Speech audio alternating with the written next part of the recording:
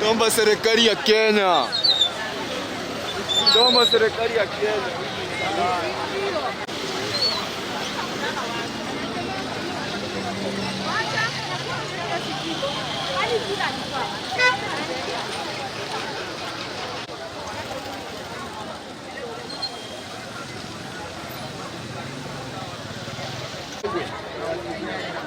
Wewe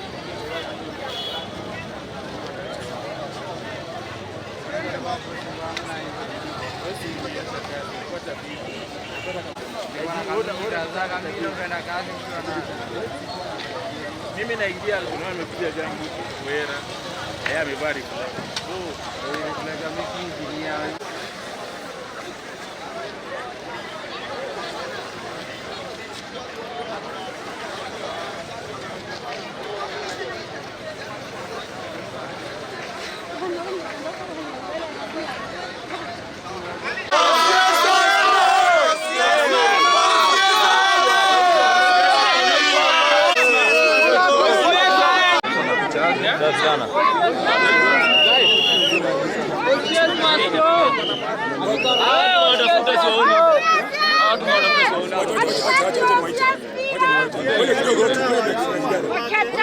Hii mambo ya kuja kubomolea watu hatakubali.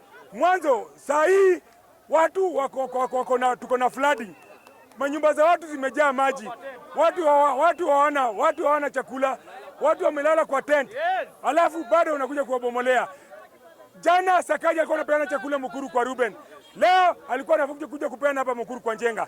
Hakuna vile ambavyo utaruhusu watu wetu wa Mukuru kwa Njenga wadhulumiwe. 2021 Oktoba walidanganya kwamba barabara inajengwa.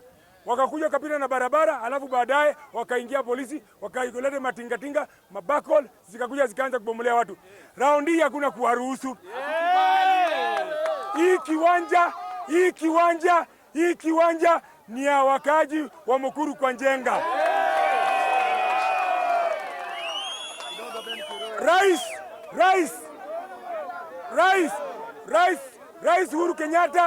Rais Uhuru Kenyatta alikuja hapa akasema ya kwamba alidanganywa na watu wake na akaomba msamaha kwa watu wa Mukuru kwa Njenga, na akasema kijiji haitastahili kuguzwa kabla ya consultation kati ya governor, the area member of parliament and the area MCA.